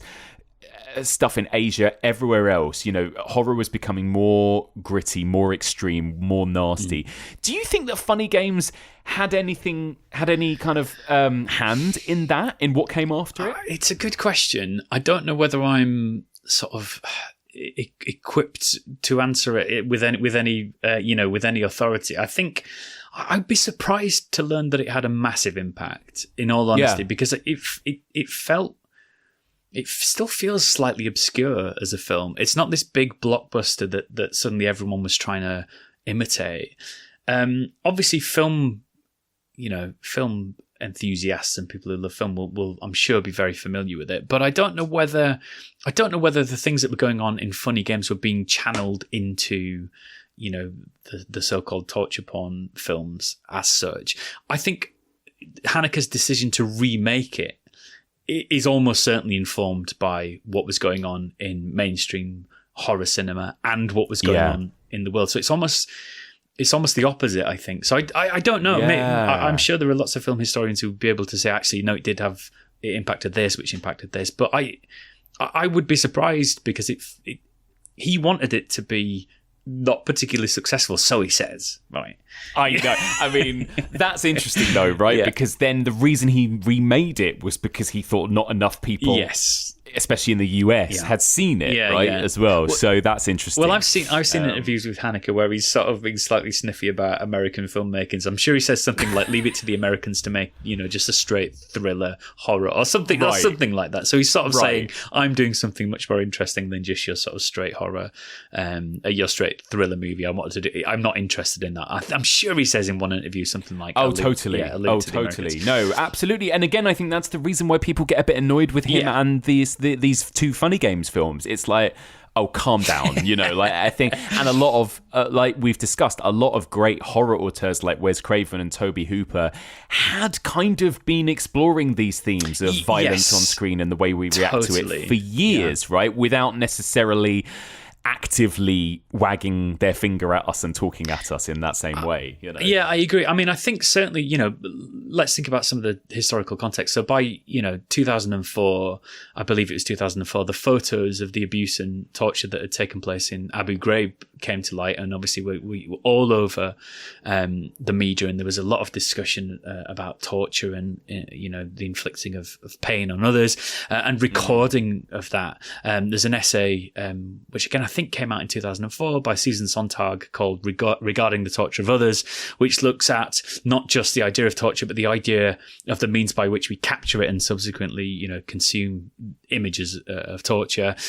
Very shortly after that you have Hostel that came out in 2005, then you've got Hostel Part 2, you've got the Saw movies from 2004 up to and beyond Haneke's film in 2007. Touristas is another film about torture. You've got a bunch of films that not only are about torture, but are about this idea of sort of a scopophilic enjoyment of watching torture. You've got a film called Vacancy, which is not many people have seen Vacancy, but it's about this sort of have you seen it? I have back in the day when it first came out, and I don't think I've been back to it since. But yes, it's an interesting one because it is about this idea of torture. It's about a motel where I think Luke Wilson. It's Luke Wilson, yeah, it is, yeah. And he turns up, and it's about him finding, I think, a videotape of people being tortured. And then there's this scene in that film that I always remember, which is it's a bunch of people standing round like a video console watching Luke Wilson and his partner watching torture, and of course we are behind that. So it's us watching people watching torture, and it's a really nicely done moment in a pretty disappointing film. Yeah, pretty average film. Pretty average film. But this idea of us enjoying torture, of us consuming torture, and so you almost think, well, there's no wonder that Haneke thought, well, look, what I'm gonna do is I'm gonna remake this film shot for shot in a slightly weird and uncanny way, whereby it's exactly the same, more or less. And it's gonna be somehow, I don't know, did he think it was gonna be like a bookend to this? I don't know. Or whether he was just kind of making the points that he was making in 1997, but now it was not violence that he was seeing in kind of I don't know, action films and things like that, but in horror films where the focus is torture. It's not just this isn't incidental. The films are about torture and their focus is torture. So yeah, I can't speak on behalf of Michael Haneke, but I wonder whether there was a sense of trying to bookend it somehow. I don't know. Yeah, I think all of that's so interesting as context. You're right, and this fascinating idea that. In some ways, Funny Games arrived right at the beginning of this cusp of movies we were going to get. And then suddenly in 2007, it was like he had to compete with his own legacy, almost like with sort of what his movie sort of started in a way, arguably. So I think that's really interesting. How do you find it then? Let's briefly talk about the remake. Obviously, we won't go into the story beats because it is exactly the same. It is shot for shot, script, word for word, the same movie, but it's in the English language. It was made in America. It stars Tim Roth and Naomi Watts, so kind of famous, recognizable actors. I want to talk to you about that as well, actually. But how do you find the remake? What was that like? That experience of watching the remake for you? As I say, my first encounter with this was I was watching it with someone who was watching it for the first time. So it was almost like I was watching it for the first time to a certain extent. I was sort of revisiting something, but watching this version for the first time. It's hard really to say anything other than the most interesting thing about Funny Games Remake is the context in which it was released. Right. So for me as an experience, it's kind of the same. It looks a little bit slicker because it's later on and the technology is a little bit better. I recognize the actors. There's something slightly uncanny happening whereby it seems a little bit shinier somehow. It feels a little warmer somehow. I don't know if that's a palette thing or whether I'm just imagining it.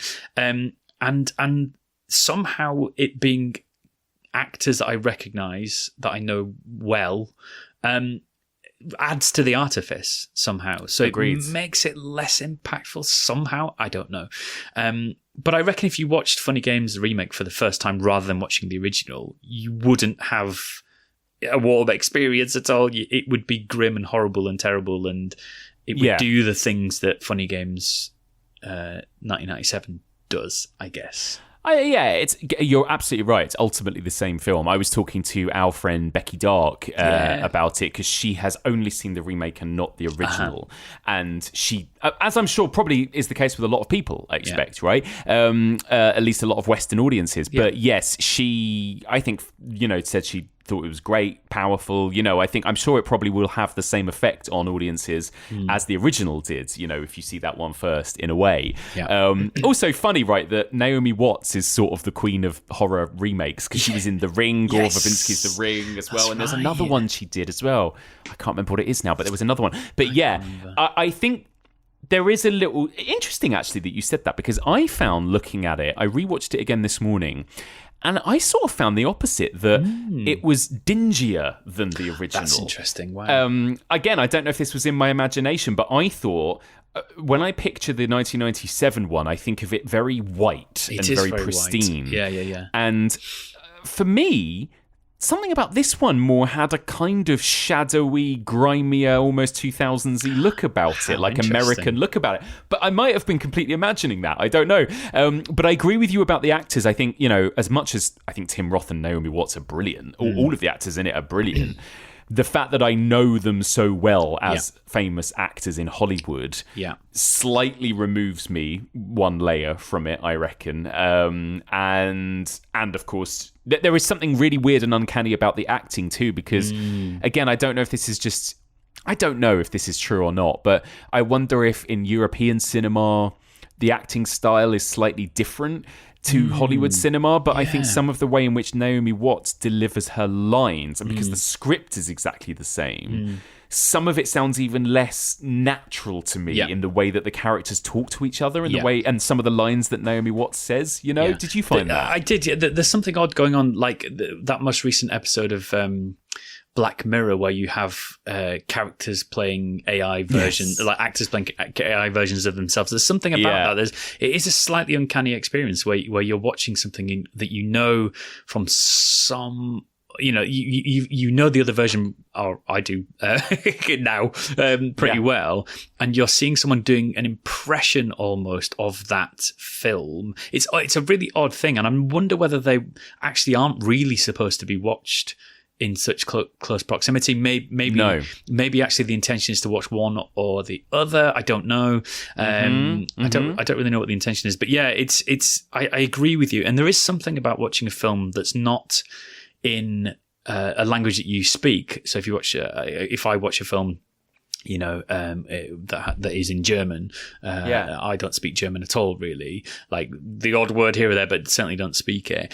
There's something about that that's slightly alienating, but somehow, I don't know. I always find it more authentic. Somehow, in terms of the actor, I believe the actors more. What is that? I don't know what that's about. Maybe it's just the fact that our brain is juggling more stuff. You naturally are having to. You're reading subtitles. Yeah. You're processing it in a different way. Yeah. And you're right. I think.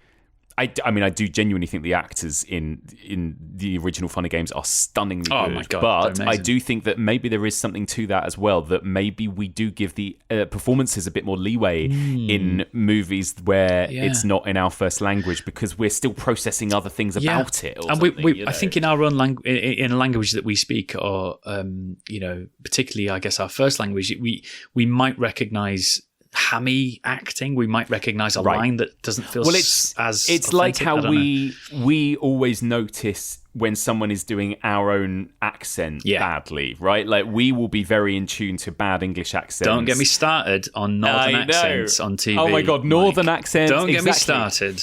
Exactly. And then of course I'm sure Americans are very in tune to that too, when there's a lot of British actors these days doing American, dramas and stuff, right? So yeah, I think you're right. Like I think maybe we are slightly more critical maybe of performances when they're in our own language, I would say. Yeah, totally. Yeah. I think there's something interesting artistic going on with this remake, I've got to say, and I don't know what it is, and I think maybe I'm just giving perhaps a bit too much credit, but I like the idea. Have I ever spoken to you about this art installation called Die Family Schneider? No. So this is a bit of a tangent. I apologise. If you need to cut this out, Mike, I will quite understand. There was this art installation in London in I think it was 2004, and basically the idea was it was two houses side by side on this terrace, and you would go to one of the houses, you'd go inside, you'd walk around it, you'd experience it, you'd come back out, and then you'd go in the second house. That was the idea. And in the first house, you go in and there's a woman standing at the sink and she's washing up. You go upstairs, there's a man in the shower. You go into a bedroom, there's like this, what looks like maybe a mannequin kind of covered in this bin bag. And you sort of walk around this house and you experience it, and then you come out.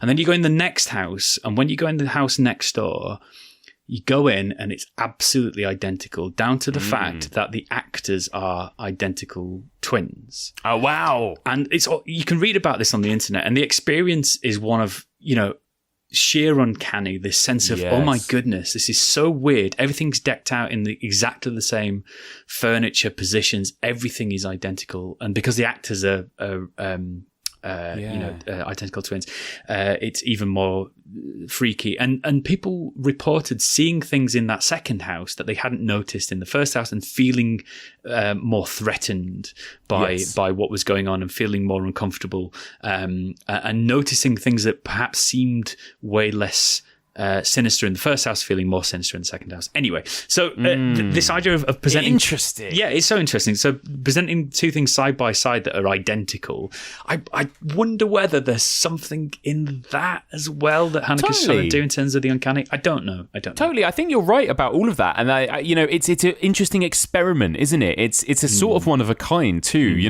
I think, remakes are fascinating in general, aren't they? That, I think we all, as film fans, have a tendency to want to be a bit sniffy about remakes. Yeah. And there are different and that's often because remakes are probably made for financial reasons more than any other reason, right? Rather than artistic reasons.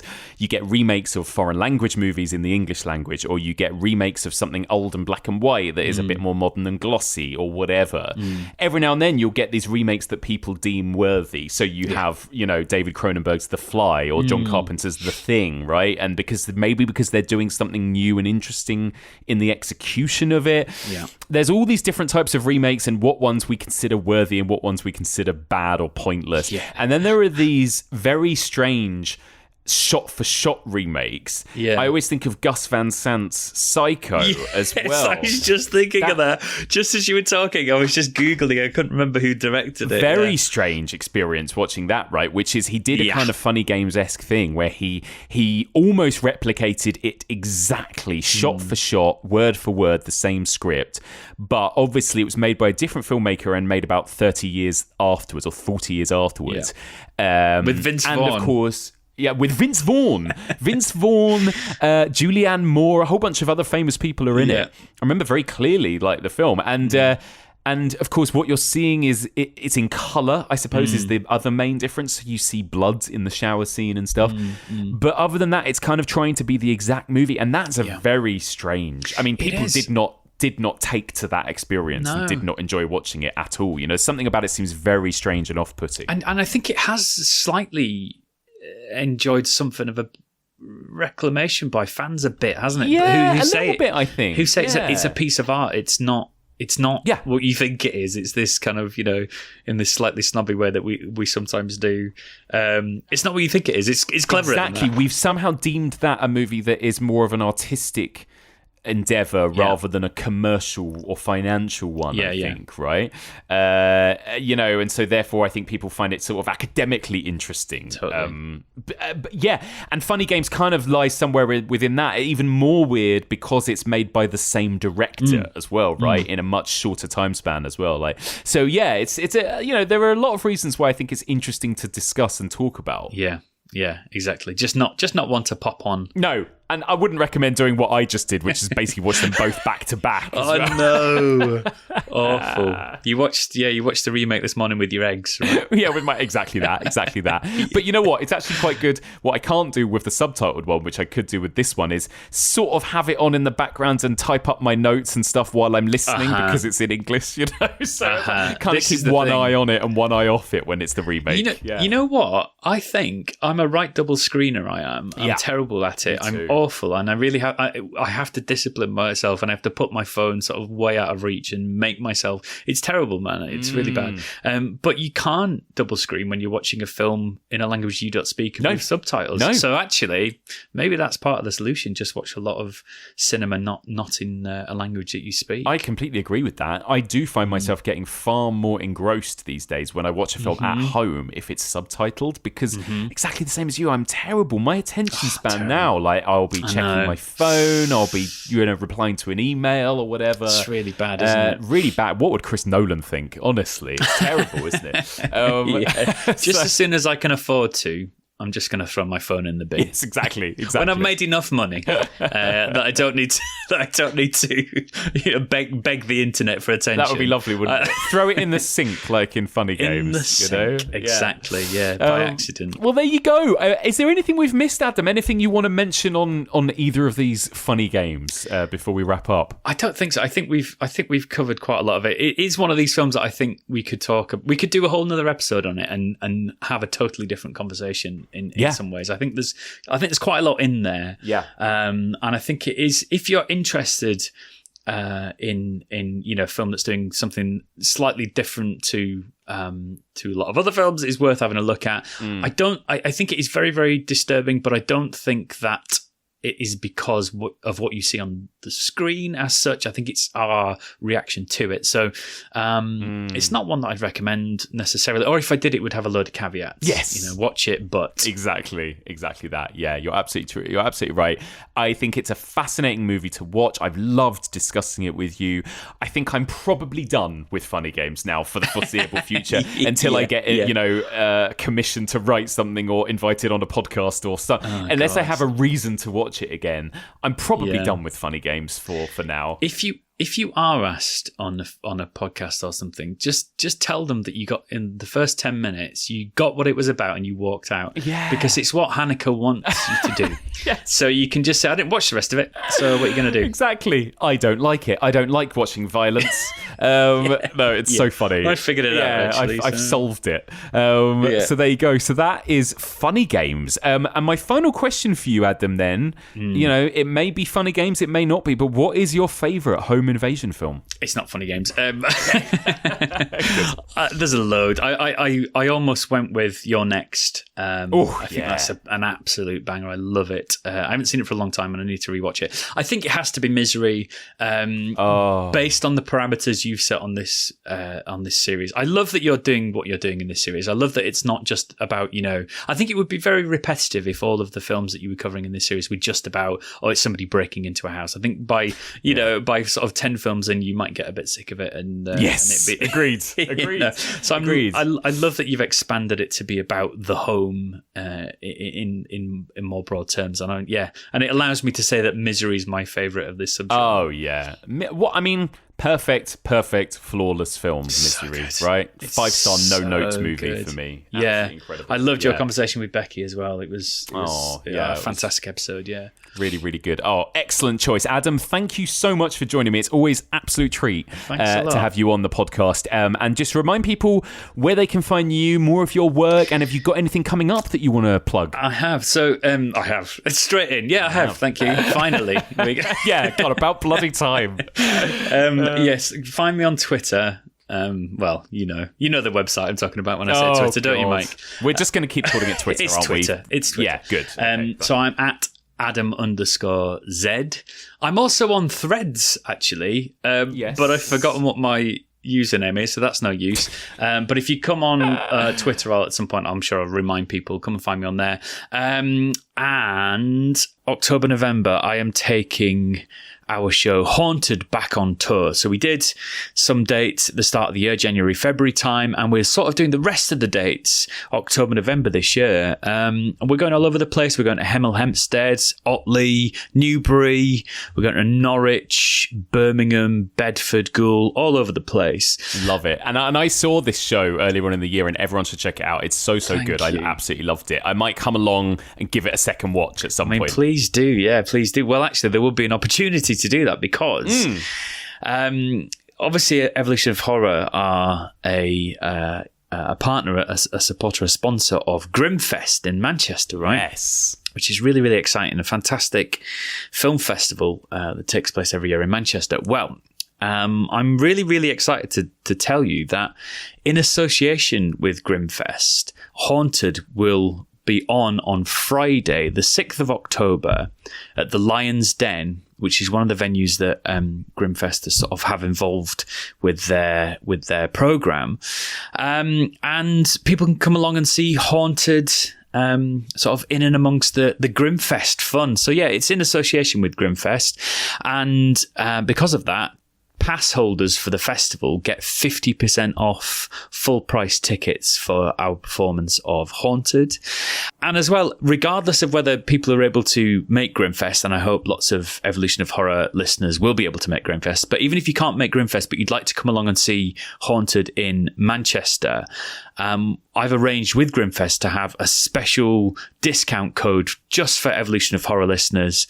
So if people go to the website, and I'll give that website address in a second, and use the code Evolution23, so it's Evolution and the numbers 23, all in caps. If you use that code, you'll get a discount for our performance of Haunted. So it's, Friday the 6th of October, 8 p.m.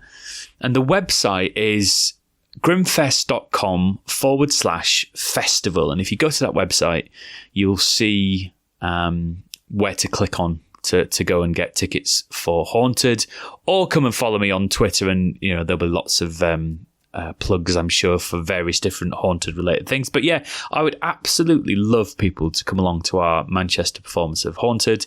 I don't think we've ever done Manchester before. We've done Sale, which is really close to Manchester, but I think this might be our very first Manchester gig, so I'm really, really excited about it. Amazing. Yeah. Love it. So exciting. Well, thank you. I will list all of those details as well so people have them in the show notes so they can check that out. But nice one. Hopefully we'll see as many people as possible up in Manchester in October. Come and join us. So, yeah, see you there. Amazing. Adam Robinson, thank you so much for joining me. Thanks, Mike. Always a pleasure.